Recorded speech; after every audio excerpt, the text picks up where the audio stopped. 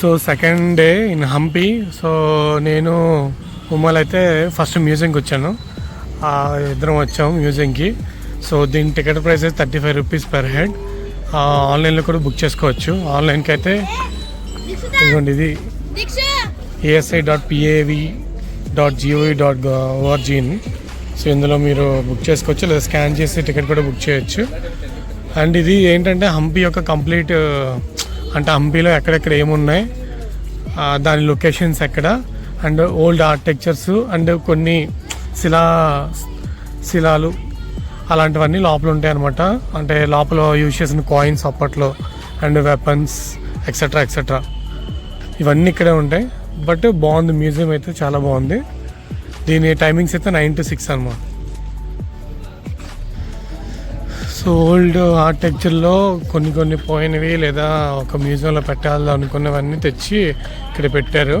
లోపల కూడా హంపి యొక్క complete history and A temples ఎక్కడ ఉన్నాయి ఏంటి అవన్నీ ఇక్కడ లోపల ఉన్నాయి అనమాట. లోపల ఇది ఎంట్రన్స్. ఇది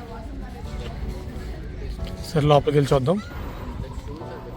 హంపీలో ఉన్న 53 ప్లేసెస్ ఇవన్నీ.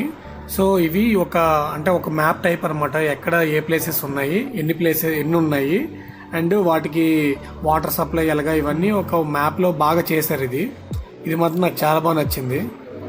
అదే కాకుండా ఇది ఒక మొత్తం కింగ్డమ్కి వాటర్ సప్లై అనేది ఎలా వెళ్తుంది, ఇదంతా అండర్ గ్రౌండ్ వాటర్ సప్లై అనమాట. అంటే డైరెక్ట్గా తుంగభద్ర డ్యామ్ నుంచి ఎలా వెళ్ళింది అనేది ఇది చూపించారు. ఇది కూడా బాగుంది. అండ్ నెక్స్ట్ వీళ్ళు యూజ్ చేసిన పాత ఓల్డ్ ప్లేట్స్ కానీ నైఫ్స్ కానీ ఇవన్నీ మ్యూజియంలో ఉన్నాయి. డంబుల్స్ అండ్ కాయిన్స్ ఒకటి కాదు, అంటే ఆ టైంలో యూజ్ చేసిన ప్రతి ఒక్క థింగ్ అనేది ఇక్కడ వీళ్ళు బాగా ప్రజెంట్ చేశారు. అలాగే తెలుగు కన్నడ ఎలాగా చేంజ్ అయ్యే వర్డ్స్ అవి కూడా బాగా చూపించారు, ఇండియన్ స్క్రిప్ట్స్. అండ్ ఇవన్నీ కాయిన్స్ అనమాట. గోల్డ్ కాయిన్స్, కాపర్ కాయిన్స్, చాలా చిన్నగా ఉన్నాయి ఇవి కూడా అన్నీ, ఆ కాయిన్స్ అనేవి.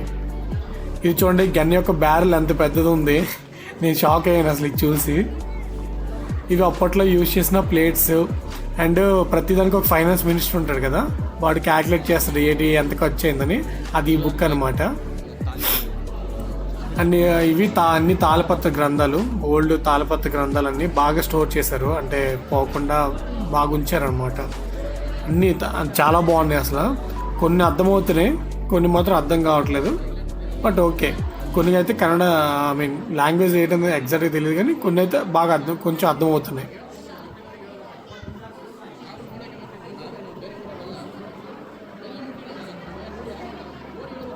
నెక్స్ట్ ఇవి నైఫ్స్ అనమాట. అప్పట్లో యూజ్ చేసిన కత్తులు ఇవన్నీ ఇవి. అండ్ ఇవన్నీ అప్పట్లో ఉన్న విగ్రహాలు ఇవన్నీ. కానీ ఇక్కడ నాకు ఇన్ని రోజులు నాకు అర్థం కాని విషయం ఏంటంటే, చాలా విగ్రహాలకి మొఖాలు ఉండవు.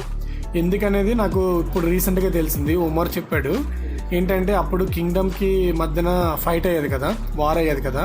వన్స్ ఎవరైతే గెలిచారో వాళ్ళు అపోనెంట్స్ ఏమనుకునేవారంటే, వీళ్ళ దగ్గర ఉన్న బంగారం ఇదంతా వీళ్ళు విగ్రహంలో పెట్టి దాస్తున్నారు అని అనుకొని ఉన్న విగ్రహాలన్నింటినీ హెడ్స్ కట్ చేసేవారు అనమాట. కట్ చేసి చెక్ చేసేవారు. బట్ అక్కడ ఏం ఉండేది కాదు. అంటే ఒక హెడ్ అనే కాదు, చూడండి, కొన్ని విగ్రహాలు సకానికి కట్ చేసి, కొన్ని అయితే కాలుకి కట్ చేసి ఉన్నాయి. సో అప్పట్లో ఉన్న అపోనెంట్స్ ఏం చేశారంటే, వీళ్ళు వన్స్ రాజ్యం గెలిచిన తర్వాత వీళ్ళు బంగారాన్ని ఎక్కడో దాస్తున్నారని చెప్పి ఇలా ఉన్న విగ్రహాన్ని కట్ చేసి కొట్టేసి చెక్ చేసేవారు ఎక్కడైనా ఉన్నాయేమో అని. బట్ ఎక్కడ ఏమి ఉండేవి కాదు. ఎందుకంటే అప్పట్లో విగ్రహాలు అయితే మన వాళ్ళు దాచేవారు కాదు.